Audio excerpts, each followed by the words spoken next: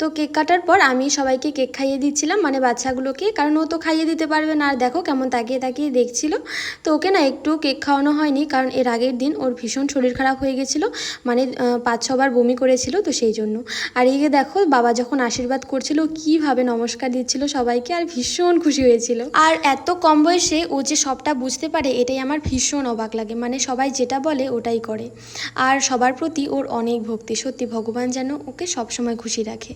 তো যাই হোক, একে একে সবাই ওকে আশীর্বাদ করছিল, আর ও সব কিছু ভীষণ এনজয় করছিল।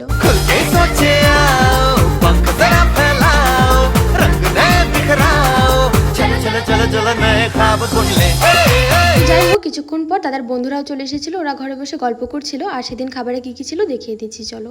লুচি, ছোলার ডাল, পনির, ফ্রাইড রাইস আর পায়েস। কারণ বাড়িতে কীর্তন হয়েছিল, সেই জন্য সব কিছু নিরামিষই হয়েছিল।